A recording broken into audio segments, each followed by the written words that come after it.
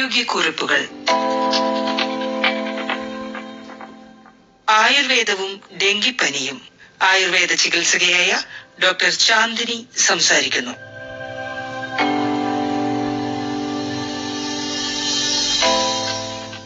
മഴക്കാലത്ത് കേരളത്തിൽ ഏറ്റവും കൂടുതൽ ആശങ്കയുണ്ടാക്കുന്ന രോഗങ്ങളിലൊന്നാണ് ഡെങ്കിപ്പനി. ശരിയായ സമയത്ത് ചികിത്സ ലഭിച്ചില്ലെങ്കിൽ ചിലരിൽ ഗുരുതരമായ സങ്കീർണതകൾ ഉണ്ടാകാം. അതുകൊണ്ട് ഡെങ്കിപ്പനിയെക്കുറിച്ചുള്ള ശരിയായ അറിവും പ്രതിരോധവും വളരെ പ്രധാനമാണ്.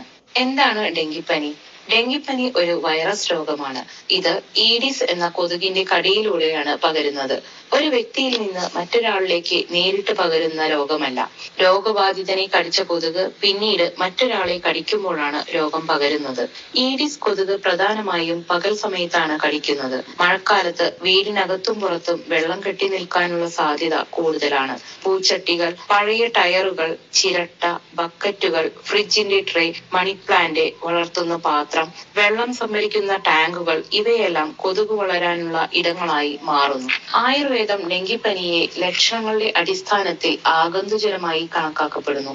ആഗന്തുജലം എന്നത് പുറത്തുനിന്നുള്ള കാരണങ്ങളാൽ ഉണ്ടാകുന്ന ജ്വരമാണ്. വൈറസ്, വിഷം, കീടദംശം തുടങ്ങിയ ബാഹ്യ കാരണങ്ങൾ ആദ്യം രോഗം സൃഷ്ടിക്കുകയും പിന്നീട് ശരീരത്തിലെ വാതപിത്ത കഫ ദോഷങ്ങളെ വികൃതമാക്കുകയും ചെയ്യുന്നു. ഡെങ്കിപ്പനിയിൽ പ്രധാനമായും പിത്തദോഷം വർദ്ധിക്കുകയും രക്തധാതു ദുഷിക്കുകയും ഓജസ് ക്ഷയിക്കുകയും അഗ്നിമാന്ദ്യം ഉണ്ടാകുകയും ചെയ്യുന്നു. ഡെങ്കിപ്പനിയുടെ പ്രധാന ലക്ഷണങ്ങൾ പെട്ടെന്ന് തുടങ്ങുന്ന ഉയർന്ന പനി, ശക്തമായ തലവേദന, കണ്ണിന് പിന്നിലെ വേദന, ശരീരവേദനയും സന്ധിവേദനയും, ഛർദി, ക്ഷീണം, ചിലരിൽ ചർമ്മത്തിൽ ചുവന്ന പാടുകൾ ഉണ്ടാവുകയും ചെയ്യുന്നു.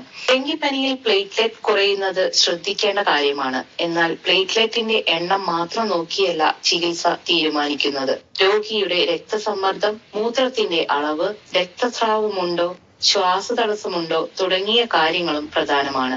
ഡെങ്കിപ്പനി ഗുരുതരമാകുന്നതിന്റെ ചില മുന്നറിയിപ്പുകളാണ് തുടർച്ചയായ ഛർദി, കടുത്ത വയറുവേദന, രക്തസ്രാവം ഉണ്ടാവുകയും രക്തസമ്മർദ്ദം കുറയുക, മൂത്രം കുറയുക, കൈകാലുകൾ തണുക്കുക, ശ്വാസതടസ്സം, അമിതമായ ക്ഷീണം, ബോധക്കുറവ് എന്നിവ. ഈ ലക്ഷണങ്ങൾ കണ്ടാൽ എത്രയും വേഗം ആശുപത്രിയിൽ എത്തുകയും ചികിത്സ ആരംഭിക്കുകയും വേണം. രോഗിയുടെ അവസ്ഥ വിലയിരുത്തി ഡോക്ടറുടെ നിർദ്ദേശപ്രകാരം മാത്രം നൽകാവുന്ന ചില ഔഷധങ്ങൾ ചിറ്റമൃത്, സുദർശന ചൂർണം, അമൃതോത്ര കഷായം, ഷഡംഗപാനീയം, ധന്വന്തരം ഗുളിക, ദ്രാക്ഷാദി കഷായം, വെട്ടുമാറൻ ഗുളിക എന്നിവയാണ്.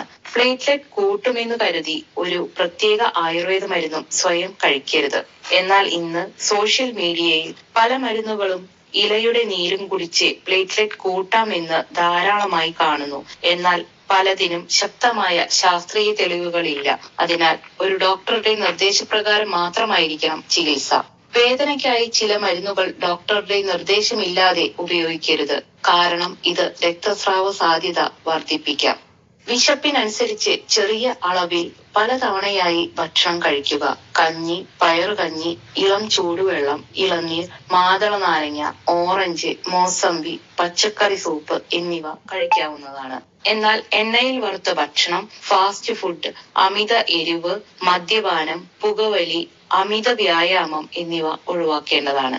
ഡെങ്കിപ്പനിയിൽ ശരീരത്തിന് ആവശ്യമായ വിശ്രമം നൽകണം. മതിയായ ഉറക്കം വളരെ പ്രധാനമാണ്. ഡോക്ടർ നിർദ്ദേശിക്കുന്ന പരിശോധനകൾ സമയത്ത് നടത്തുകയും വേണം. പ്രതിരോധം വളരെ പ്രധാനമാണ്. അതുകൊണ്ട് വീടും പരിസരവും വെള്ളം കെട്ടി നിൽക്കാതെ സൂക്ഷിക്കുക. ആഴ്ചയിൽ ഒരിക്കൽ വെള്ളം കെട്ടി നിൽക്കുന്ന പാത്രങ്ങൾ ശുചിയാക്കുക. കൊതുകുവല ഉപയോഗിക്കുക. ശരീരം മുഴുവൻ മൂടുന്ന വസ്ത്രങ്ങൾ ധരിക്കുക. കുട്ടികളെയും വയോജനങ്ങളെയും പ്രത്യേകം സംരക്ഷിക്കുക. ഡെങ്കിപ്പനി ഭയപ്പെടേണ്ട രോഗമല്ല, പക്ഷേ നിസ്സാരവൽക്കരിക്കാനും പാടില്ല. രോഗം വന്ന ശേഷം ചികിത്സിക്കുന്നതിനേക്കാൾ രോഗം വരാതിരിക്കാൻ ശ്രദ്ധിക്കുന്നതാണ് ഏറ്റവും നല്ലത്.